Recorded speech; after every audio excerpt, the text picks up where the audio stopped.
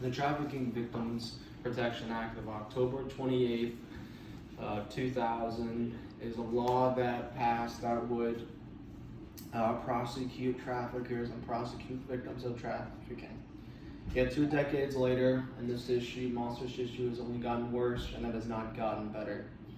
According to the International Labor Organization, over 20 million people are infected by trafficking each year, and over 700,000 are trafficked along national borders each year, and over 50,000 are trafficked into the United States each year. So mention one thing, Florida is probably the biggest hotspot in America for human trafficking. And while some may not think this is a huge issue, this is a massive issue, and it is a horrible crime that is happening to everybody, that is happening to many people, and we all need to step in and help solve it, because it affects everybody, whether you know it or not.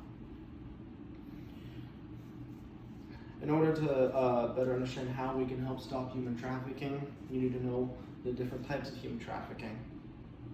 Number one is labor human trafficking.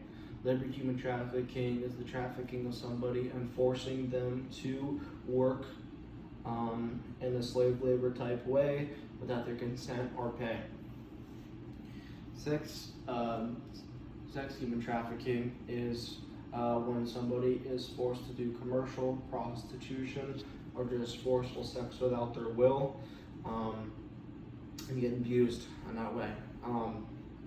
And a lot of the times, said by Tim Ballard, a lot of the times these types of human trafficking overlap, so the victim is double traumatized and doubly affected, said by him in a 2019 podcast.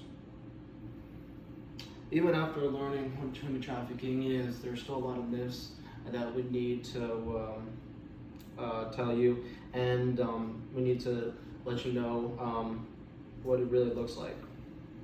Myth one is that human trafficking doesn't affect everybody.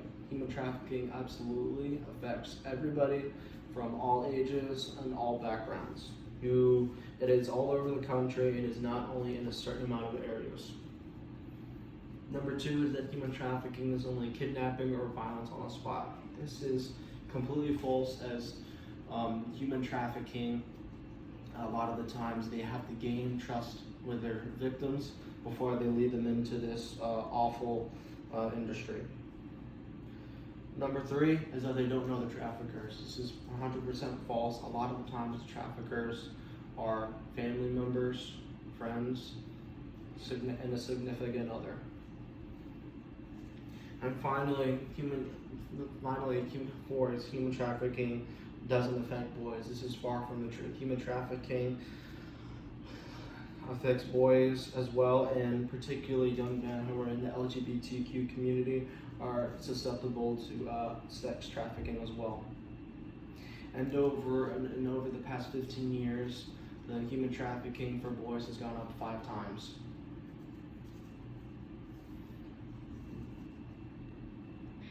The ways we can better fight human trafficking and get involved are talk about it.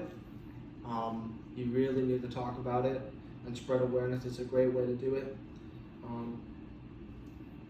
Donate money to organizations that are going to help fight this problem. This is a horrible problem, and donating money that helps people get rescued and prosecute those who are doing these horrific acts. And make sure it's a trusted organization. That's another thing. You have to make sure it's a trusted organization, so they're actually using your money to actually help people. Next thing is volunteering. You need to volunteer, or you don't need to, but it's one of the ways is just to go and actually help out the problem yourself. A few projects that have really helped this are the Polaris Project, Underground Railroad, and Justice Mission. And my favorite one right now is Underground Railroad, who has had amazing success, and it is run by a former ex-military member, Tim Ballard, who left to pursue saving children who are in need from this horrific crime. Now that you know what you do, you need to know how bad it is in the awfulness and experience that these people feel from some of these stories. Number one is Anna. Her friend, her friend tricked her into being in a waiting because she didn't have a lot of money and she was desperate, and so she went to do this, and immediately on the spot was captured and used for trafficking and was unfortunately raped on the spot. Another one is Alexandra. She was tricked by her friend to work at a restaurant. Like I said, she was poor and desperate, like Anna, and they took her there and they promised her to pay her well to work at the restaurant. Well, in reality, that's not what happened, and she was captured on the spot and was raped for 4 months inside of that building and was never able to go outside until eventually they found her. See, the thing with these stories is these are of traffickers. These are one of the stories that are more tame. A lot of the times they're in worse situations, and most of the time they don't even ever get out. They end up dying in this horrible industry.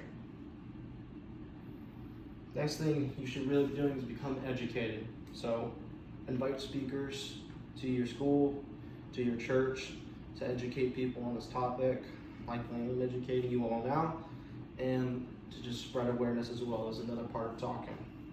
We also need to better listen to the victims.